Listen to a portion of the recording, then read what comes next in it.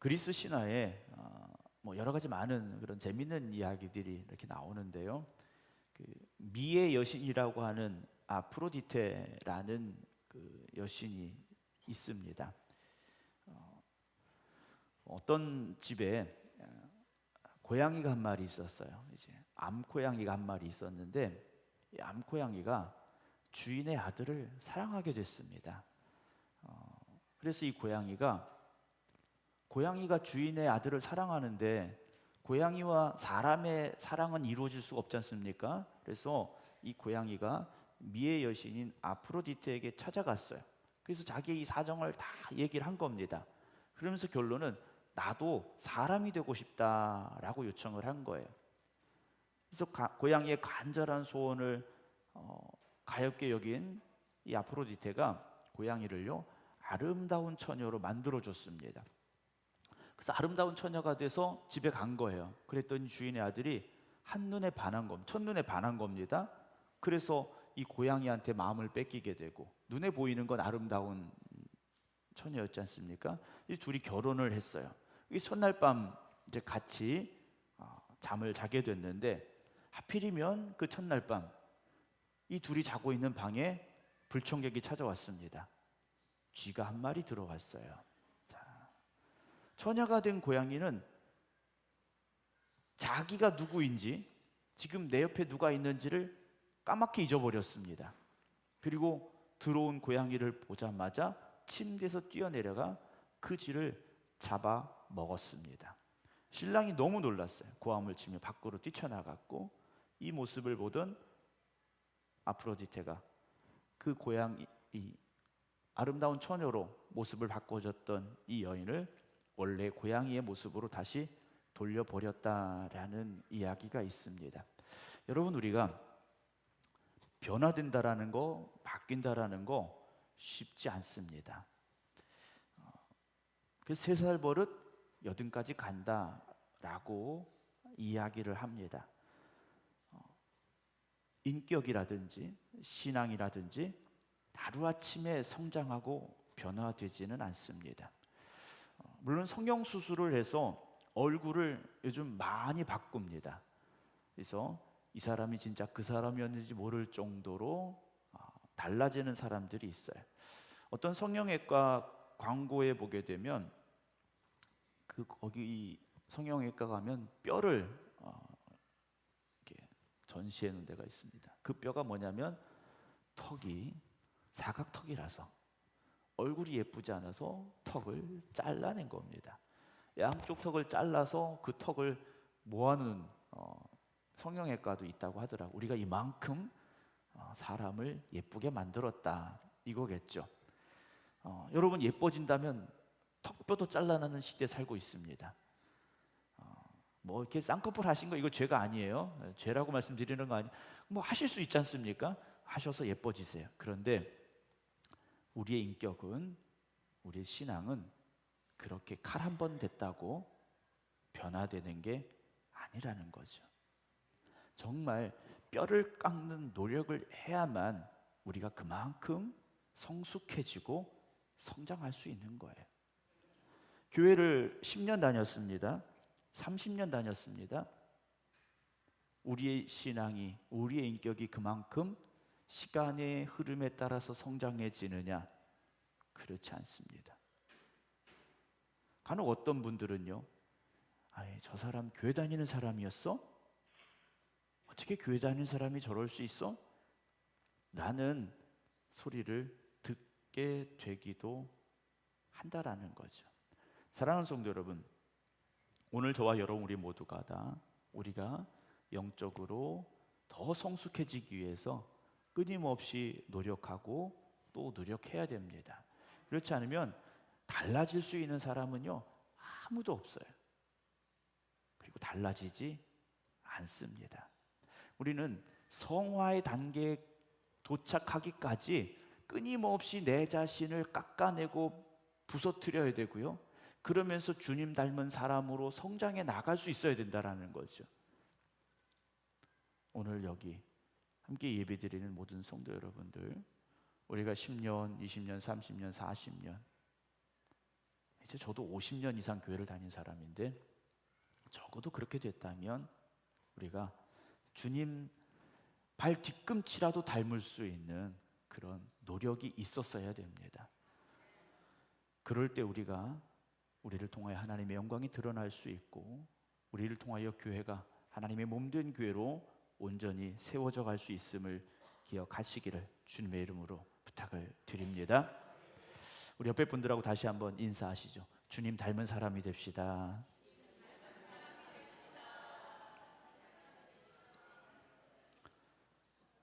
한번 옆에 분 봐보세요. 닮았는지 안 닮았는지. 네.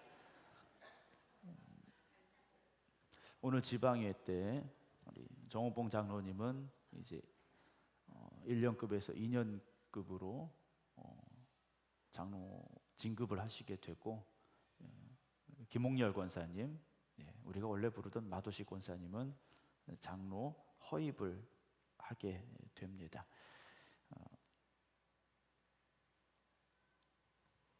그 과정이 쉽진 않아요. 시험을 치르셔야 되고 또 면접도 하셔야 되고, 그리고 지방회 때 또 지방 회원들의 동의가 또 있어야 됩니다.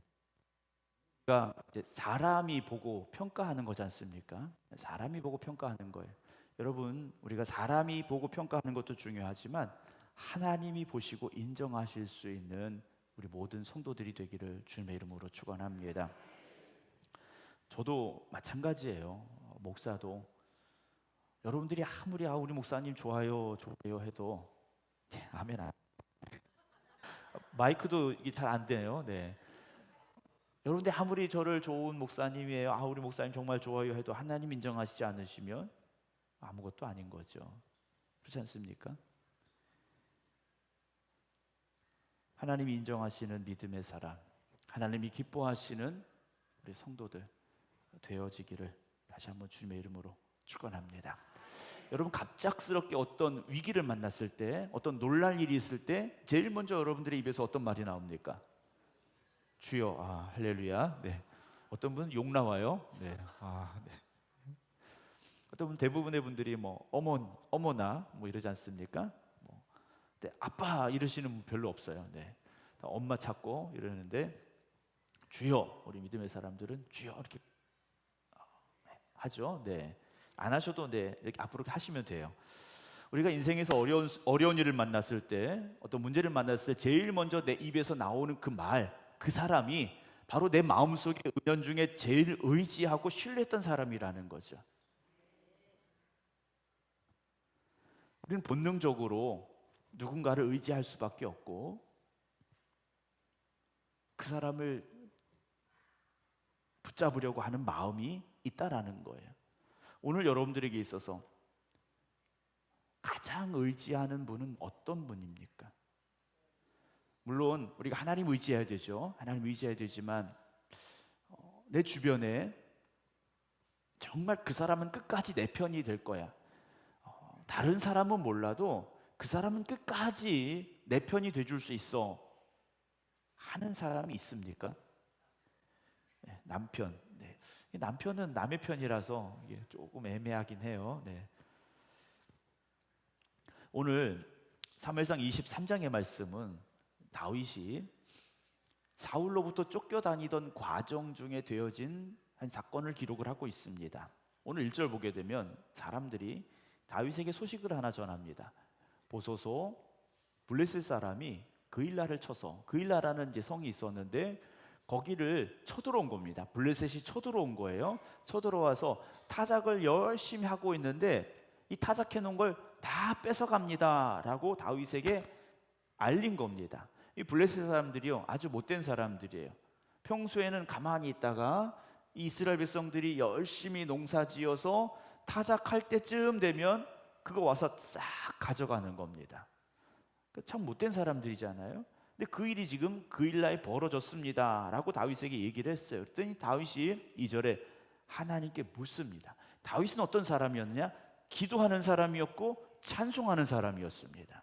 다윗은 모든 일에 하나님 앞에 기도했고, 그리고 그 기도하는 가운데 응답하시고 역사하신 하나님을 향한 찬양이 있었던 사람이에요. 여러분, 오늘 우리가 기도하는 사람입니까? 우리가 기도하는 사람이 되어져야 되고, 우리의 기도에 응답하시고 역사하시고 우리 함께 하신 하나님을 향한 찬양이 넘쳐나는 삶이 되어져야 되는데, 다윗이 하나님께 물었어요. 하나님, 내가 가서 이 블레셋 사람들을 쳐야 될까요? 물었습니다. 왜냐하면 다윗에게 이 소식을 전한 건 뭡니까? 그냥 그랬더래요, 이게 아니에요. 다윗이 가서 그 일날을 좀 도와줬으면 좋겠다, 블레셋 사람들을 물리쳐 줬으면 좋겠다, 이 이야기지 않습니까? 그래서 다윗이 물은 거예요. 하나님 앞에, 하나님, 내가 가서 이 블레셋 사람들을 쳐야 되겠습니까? 그랬더니 하나님께서 다윗에게 말씀하십니다. 가서 블레셋 사람들을 치고 그 일날을 구원하라. 하나님께서 다윗에게 말씀해 주셨어요. 그러니까 기도의 응답은 뭡니까? 그 일날로 가서 블레셋과 싸우는 게 기도의 응답이었어요. 그런데 3절 보면 다윗의 사람들이, 다윗과 함께한 군인들입니다. 이들이 다윗에게 말해요. 보세요, 우리가 이 유다 땅에 있기도 두렵거든. 왜 두렵습니까? 사울 때문에. 사울이 다윗을 죽이려고 지금 혈안이 되어서 쫓아다니고 있기 때문에 여기 지금 우리가 있는 것도 겨우 숨어 있는 건데 어떻게 그 일라에 가서 블레셋 사람들의 군대를 칠 수 있겠습니까? 지금 여기도 힘든데 가서 전쟁한다? 안 됩니다. 말린 거예요. 그랬더니 4절에 다윗이 하나님께 다시 물었어요. 그때 하나님께서 말씀하십니다. 일어나 그 일라로 내려가라. 내가 블레셋 사람들을 내 손에 넘기리라. 하나님께서 다시 말씀을 하셨습니다. 그래서 5절 다윗이 자기와 함께한 사람들에게 말한 거죠. 내가 하나님께 2번씩이나 기도했는데 하나님이 가라고 하신다. 하나님이 이 전쟁 이긴다고 하신다. 그러니 가자. 그래서 함께 가서 블레셋 사람들과 싸웁니다. 5절 그들을 크게 쳐서 죽이고 그들의 가축을 끌어오니라. 다윗이 이와 같이 그일라 주민을 어떻게 합니까? 구원했어요. 그일라 성 사람들에게 다윗이요 구세주가 된 겁니다. 다 뺏기고 힘들어질 수밖에 없는 상황에서 다윗이 와서 그들을 구원해 준 거예요. 7절 봅니다. 다윗이 그일라에 온 것을 어떤 사람이 사울에게 알림해. 이 사람이 누군지 모릅니다. 근데 이 사람이요 사울에게 다윗이 그일라에 왔습니다 라고 알렸어요. 왜 그랬을까요? 다윗을 잡아가라고 알려준 거예요. 그 사람이 그일라 성 사람인지 아니면 그 밖에 있었던 사람인지는 알 수 없지만 사울에게 다윗이 여기 있다고 알렸습니다. 그때 사울이 이렇게 말해요. 하나님이 그를 내 손에 넘기셨도다 그래요. 자, 사울이 하나님이 그를 내 손에 넘기셨다라고 말합니다. 이게 맞는 말일까요? 틀린 말일까요? 착각입니다. 사울의 착각이에요. 여러분, 우리가 살아가는 삶 속에서 내가 원하는 대로 된다? 여러분, 이것이요 하나님이 이렇게 해주셨습니다. 여러분, 그렇지 않을 수도 있는 거예요. 왜냐? 내가 가고자 하는 길이 하나님의 뜻과 반대의 길이었는데 내가 원하는 대로 되었다면 여러분, 이건 하나님이 주신 응답이 아닌 겁니다. 그래서 우리가 기도할 때 먼저 하나님의 나라, 하나님의 뜻을 구하는 기도가 되어져야 됩니다. 단지 나의 생각대로, 내가 원하는 대로, 내 소원대로만 여러분 기도하시면 사울과 같이 착각할 수 있습니다. 하나님은요 다윗을 사울 손에 넘겨주실 생각이 없으신 분이에요. 근데 사울은 이렇게 말한 거지 않습니까? 다윗이 그일라에 들어갔어? 그 성은 성문이 있는 성인데 그러면 문과 빗장이, 문빗장이 있는 성읍에 들어갔으니 갇혔구나. 우리말로 말하면 도관에 든 쥐가 됐구나 라고 사울이요 쾌재를 부른 겁니다. 아싸 그런 거예요. 아싸, 하나님이 다윗을 내 손에 넘겨주셨어. 지금 사울이 기분이 너무 좋아진 거예요. 그래서 8절 사울이 모든 백성을 군사로 불러 모으고 그 일라로 내려가서 다윗과 그의 사람들을 애워싸려 하더니 라고 되어 있습니다. 여러분, 하나님이 다윗을 사울에게 절대로 주시지 않았어요. 근데 상황적으로 보니까 다윗이 그 일라 성에 갇힌 꼴이 돼버린 거죠. 사울의 입장에서는요 너무 잘 된 거예요. 여러분, 여러분들의 앞길에 때로는 내가 원하는 대로 일이 막 잘 될 때 여러분 오히려 두려워할 수 있어야 됩니다. 내가 지금 이게 하나님이 뜻하시는 길로 가고 있는 건지, 내가 지금 하려고 하는 이 일들이 정말 하나님이 기뻐하시는 일들인지 여러분 주의 깊게 돌아볼 수 있어야 됩니다. 정말 기도하면서 하루하루를 살아가야 되는 이유가 거기에 있다라는 거죠. 일이 잘 풀린다고 여러분 마냥 좋아하지 마시고요. 정말 하나님이 이끄시는 길인가를 돌아볼 수 있어야 됩니다. 그래서 사울 왕이요, 모든 백성을 군사로 볼로 모았습니다. 그리고 그 일하러 가서 다윗을 잡으려고 성을 둘러쌌죠. 9절, 다윗은 사울이 자기를 헤아려 하는 음모를 알고 제사장 아비아달에게 이르되 에봇을 이리로 가져와라 그래. 왜냐하면 하나님의 뜻을 물으려고 제사장 에봇을 가져와라 라고 명령을 내렸어요. 다윗이 10절에 이렇게 말합니다. 이스라엘 하나님 여호와여, 사울이 나 때문에 이 성읍을 멸하려고 그 일나로 내려오기를 꾀한 다음을 주의 종이 분명히 들었습니다. 그래요.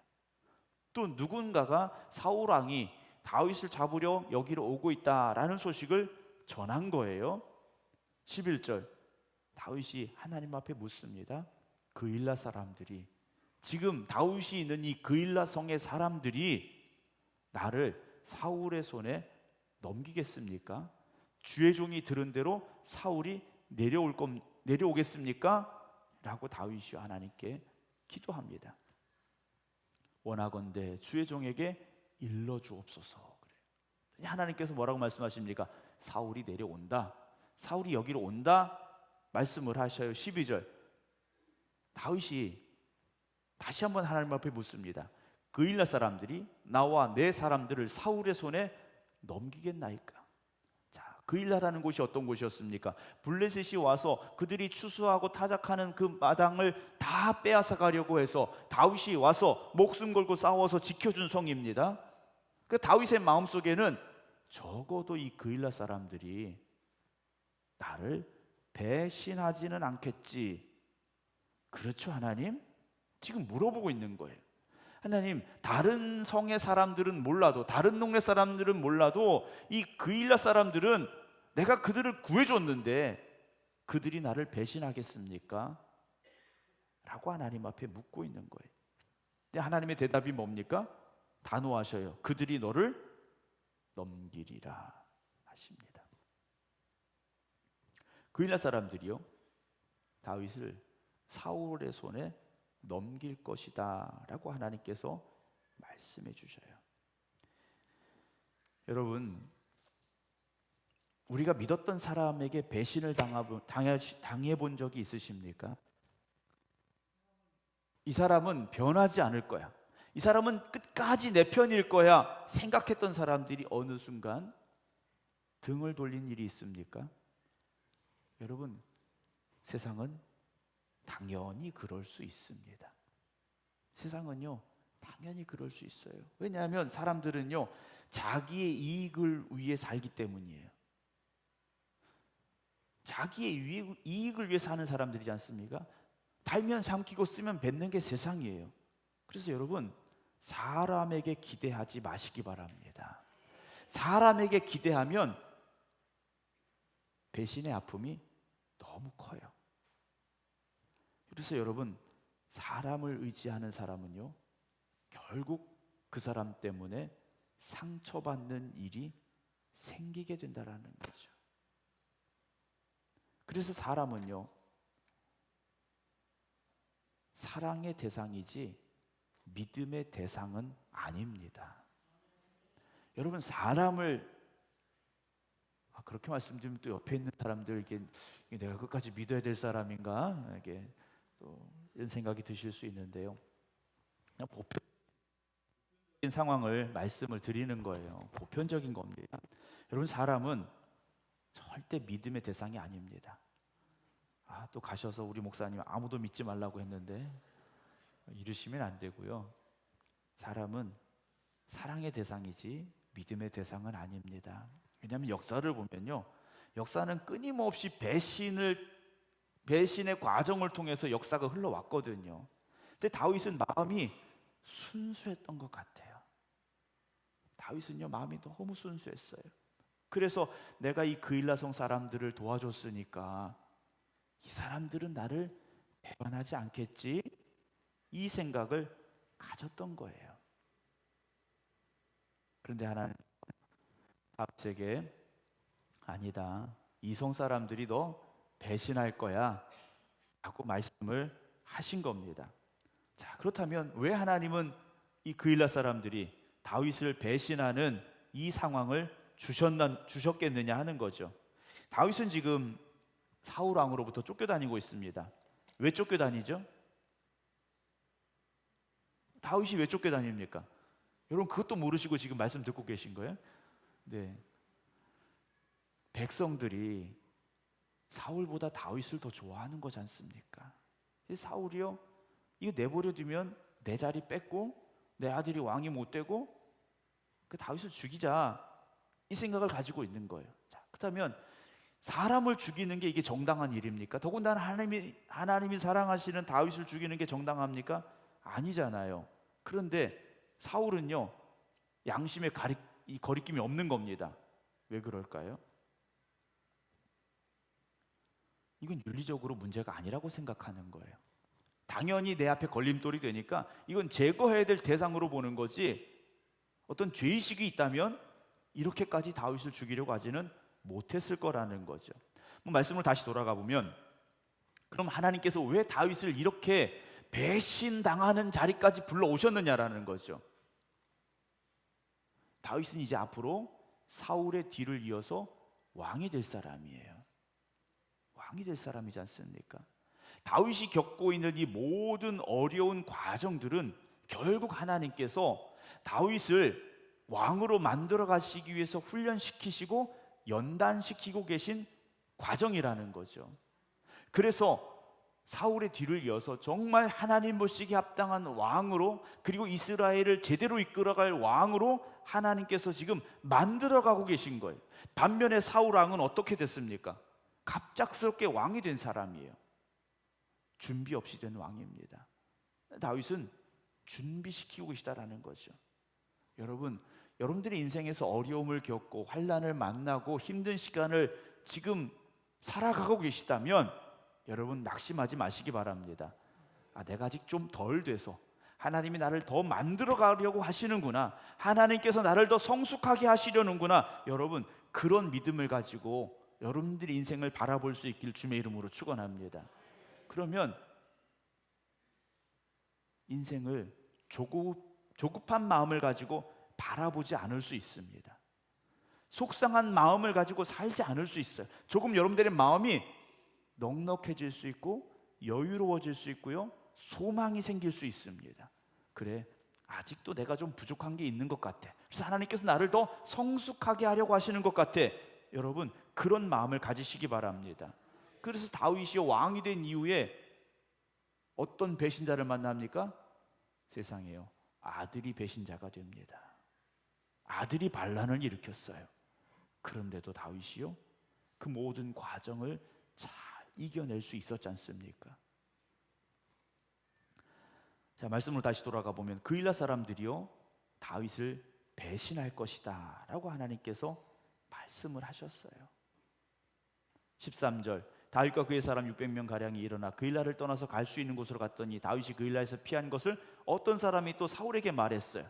그러니 사울이 그일라는 갈 필요 없겠구나 하고 멈췄다라고 되어 있습니다. 14절, 다윗이 광야의 요새에도 있었고 또 광야 산골에도 머물렀으므로 사울이 어떻게 합니까? 매일 찾았어요. 그일라는 가지 않았지만 다윗이 있을 곳이라면 어디든지 쫓아다녔다라는 거죠. 힘써서 다윗을 죽이려 하고 있었다라는 거예요. 그러니까 다윗은 또 여기저기 도망 다닐 수밖에 없었더라는 거죠. 다윗은 열심히 도망 다녔고 사울은 열심히 쫓아다녔어요.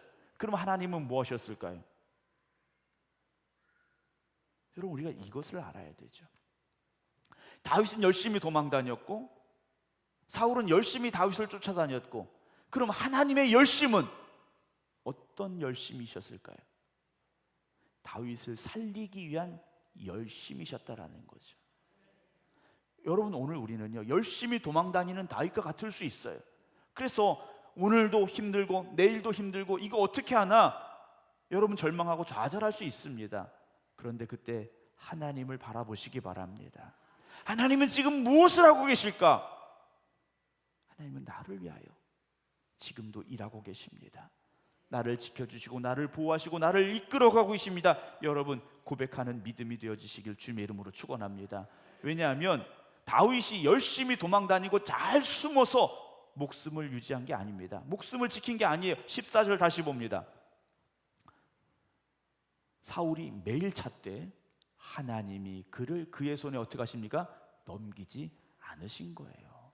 하나님이 다윗을 손에 꼭 붙잡고 사울에게 주시지 않았다라는 겁니다.